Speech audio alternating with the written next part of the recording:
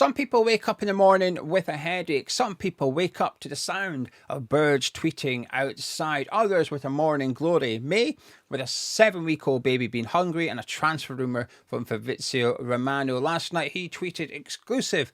West Ham submit official bid for United States men's national team striker Ricardo Pepi, worth €25 million package, a loan with obligation to buy. Understand PSV Eindhoven have rejected the proposal. Now, it's a name I recognise. It's someone I've heard of, not just because he scored and got an assist against Liverpool in the Champions League last night, but he's currently the second top goal scorer in the Dutch league. He's featured in the Bundesliga before as well. I'm quite surprised that we haven't been linked to the guy third top goal scorer in the Dutch league, maybe even the guy that's top, but we'll deal with that in future because today is all about Ricardo Pepi. Now, whilst I've heard of him, to say I'm familiar with his game would be an outright lie. So, this morning, I've gone on a voyage of discovery. In today's video, we're going to discuss the rumour. I'm going to share with you my findings and my opinion of Ricardo Pepi himself, as well as the possible transfer. But before we get into it, please do subscribe if you're new to the Hammers Chat YouTube channel. Also, drop a like on the video as well by clicking thumbs up. If we can get 1,000 likes, that will help out the performance of this video. So when people come onto YouTube, it'll be recommended to them. Both things are completely free, takes a couple of seconds, and helps out Hammers Chat. So thank you very much to those of you who kindly take the time. Now, well, that is the transfer rumour, really. There is another layer of it being added this morning by lesser publications claiming that West Ham will go back in with a second bid. However, someone who's a little bit sceptical, such as myself, would suggest maybe they're just guessing.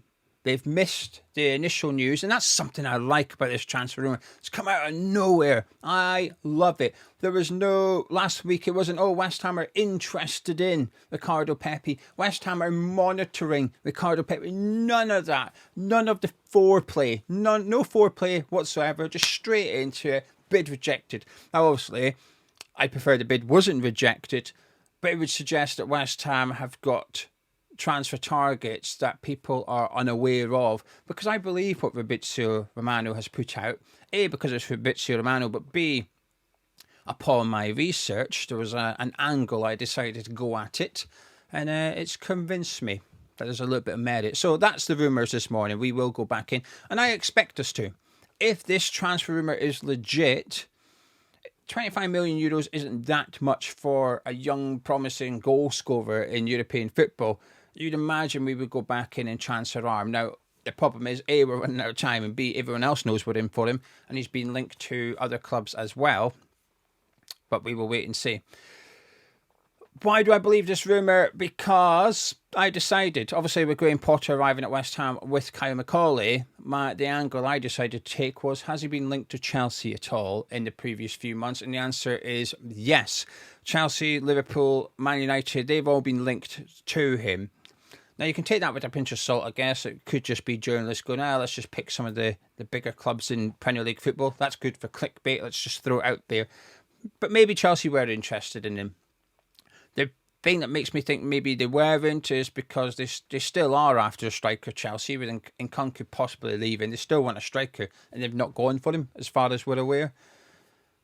But Pepi himself, there's interviews with him, and I was just reading an interview just now, and he's speaking about playing in the Premier League. Now, he specifically names Chelsea because when he was a youngster and he played football, the kit looked like Chelsea's kit, so he became a Chelsea fan. However, he spoke about the Premier League and about how he wants to play in the Premier League, and he thinks his style of play would suit Premier League football as well. So there you go. Does the player want to come to West Ham? Maybe not, but what we can clarify is that the player does want to come to the Premier League at some point. And I think that is, sometimes that's one of the biggest barriers. How often have we approached a player and it's a case of, I don't want to come to the Premier League, or sometimes in Harry Maguire's case, I don't want to come to West Ham, go away. But we still bid anyway. But the player's willing to move to the Premier League. That's good. That's a big tick as far as I'm concerned. But like I said, I enjoy this transfer rumour because I've been hoping, I'd be disappointed if we go bring in this transfer guru and Potter trusts Kyle McCauley and look at some of the transfers he did at Brighton, and then they come to West Ham and their answers are Evan Ferguson and Andre Silva. It feels a little bit like Surely there's someone a bit better out there. You're supposed to know who these young upcoming players are. Well, here you go. There's one of your answers.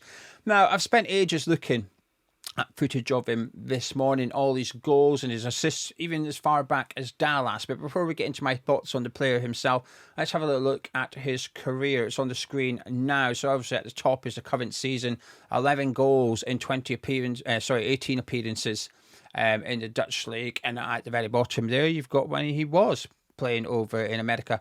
But he's got 67 goals there and 190 appearances. He's in the squad 215 times. Also 25 times he did not come off the bench. So a prolific goal scorer so far at the minute is just 1 in 3.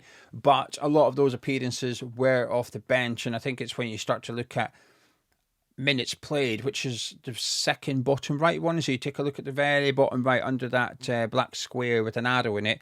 That number 136 represents a goal every 136 minutes. So 2 goals every 3 games is what he's producing in terms of the actual numbers. Now, of course, when it comes to strikers or just any player in West Ham, we've got one big question.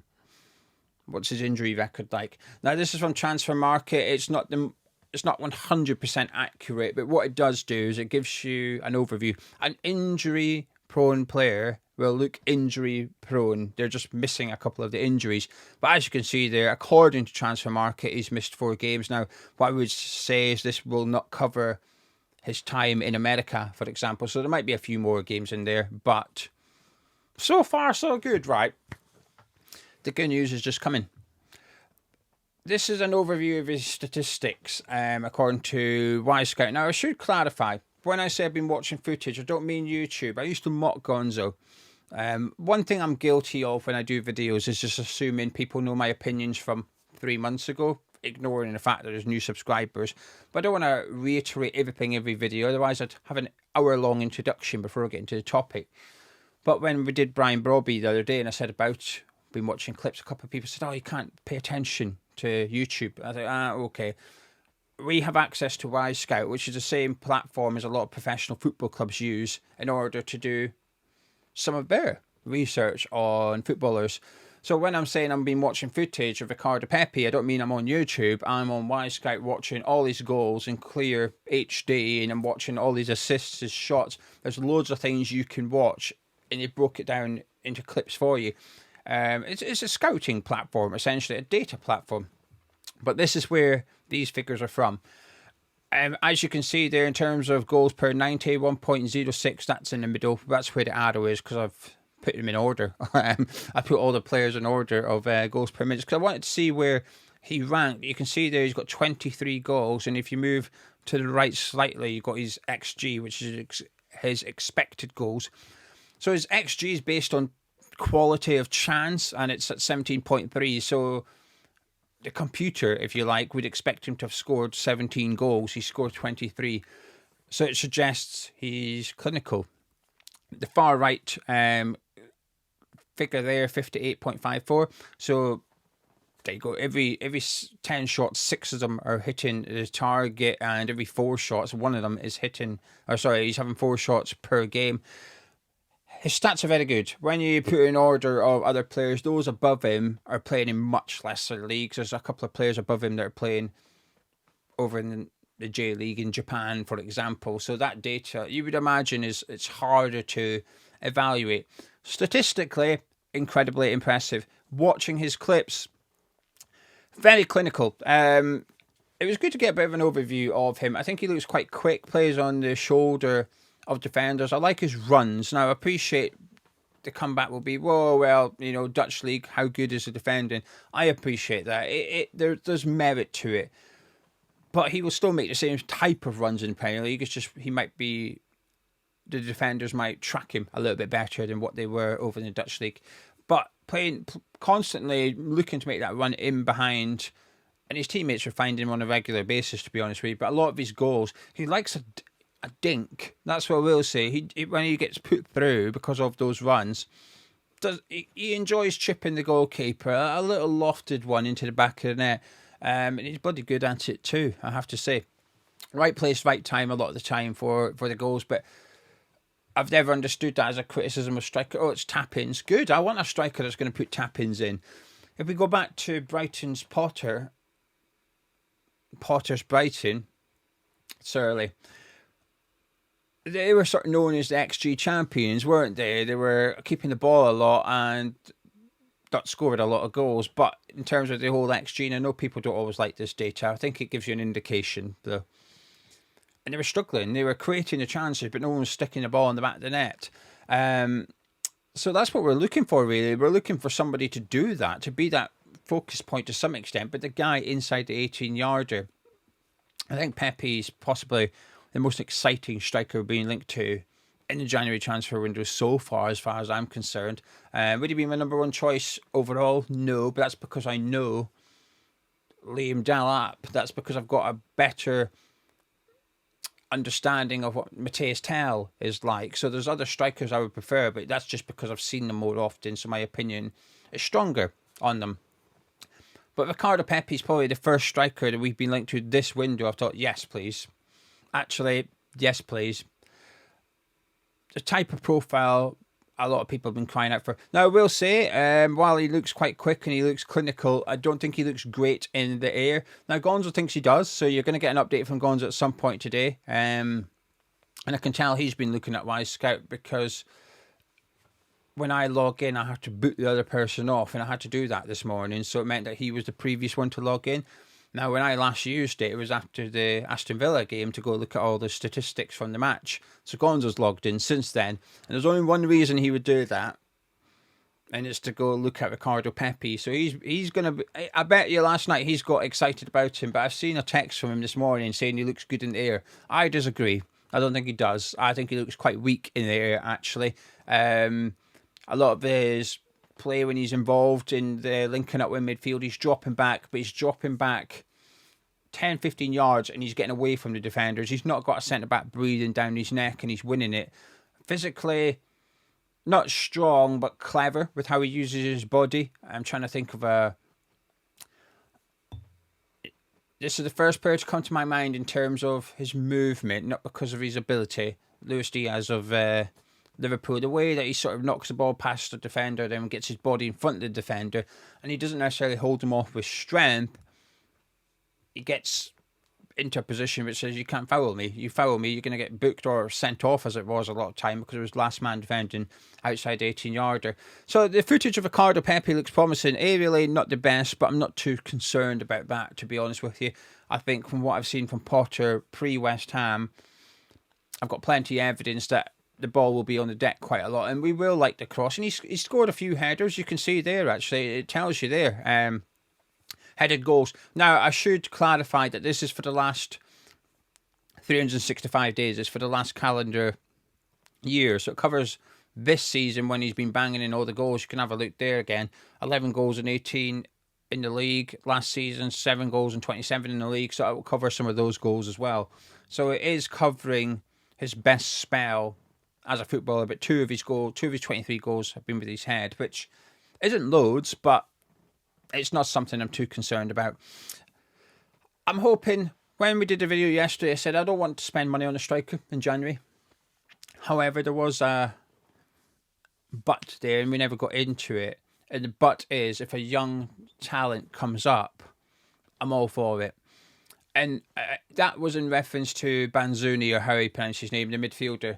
Now, he's not someone I've looked at much, but there's someone's opinion who's not a West Ham fan, but there's someone's opinion regarding football I find myself agreeing a lot with in regards to players or teams I'm familiar with. So if he's commenting on Arsenal or Aston Villa, I will read it. And I think, you know what, I agree with this. This is my opinion. So when he speaks about non-Premier League stuff, I kind of trust his opinion a lot. And he did a thread about that midfielder the other day, about how good he is, and there were some clips he put up and made me a little bit excited. I got gonzoed on YouTube, really. That's what we used to call it. Gonzo would go on YouTube and get excited about a player, so we called it a gonzo. So that happened to me the other day with that Dutch midfielder. But my point was, I don't want us spending money on Ferguson, committing to spending money on Brian Brobby or Awoni of Nottingham Forest, players like that. But there's players that come up that actually we would want to sign in the summer. We're just trying to sign him now instead, because those strikers I've mentioned, I don't believe we'd sign them in the summer. I think we'd be looking elsewhere. But this is the type of player actually I think we would try and sign in the summer. So if you can bring the transfer forward, I'm all for it. 25 million euros is quite cheap, isn't it? All things considered, when you think about what the price tag of other players are. So will we go in again? If it's legit, I expect it to. And we'll get a lot of clarification today, and I'll tell you why. Because the West Ham side of things having a Scooby about this player, he's not been mentioned at all. So that report on West Ham side of things, we'll be trying to find out today, is this bid true? Can we get clarification? We, as West Ham fans, we will get it, because Sullivan will open his gob. But the one thing I will say is, Sullivan, in my opinion, it was David Sullivan that told ex-West Ham employee that the money's there to spend on the right type of striker if he's available. That's what he claimed in regards to Duran, who is off to Saudi today. And Boniface is off. Simon Rolfes last night confirmed that Boniface will not be going to Saudi. And we know John Duran, Emery's confirmed that as well. So Duran's off to Saudi, 80 million euro or whatever the deal's worth. So it means Boniface ain't leaving Leverkusen yet, which means they won't go after Evan Ferguson, or they're unlikely to go after Evan Ferguson. So it sort of gives us a better chance. We become the favourites to sign him. I'll be honest with you, I'm got a bit excited about Ricardo Pepi, but today's a big day in West Ham's search for a striker because of that, but also because, well, the deadline's on Monday. I know it's we're playing the waiting game, but hang on a minute. There comes a point where you've got to stop waiting. I think we're at that point now. It could be Ricardo Pepi. Pepi, there you go. He just turned 22, by the way. His birthday was a couple of weeks ago. That's my opinion on Pepi. I will catch you in a bit, but please do drop a like on the video if you haven't done so already. If you have, thank you very much. Click thumbs up, subscribe to Hammers Chat. And if you know about the player, let me know your thoughts in the comments below. But from what I've seen, it's quite exciting.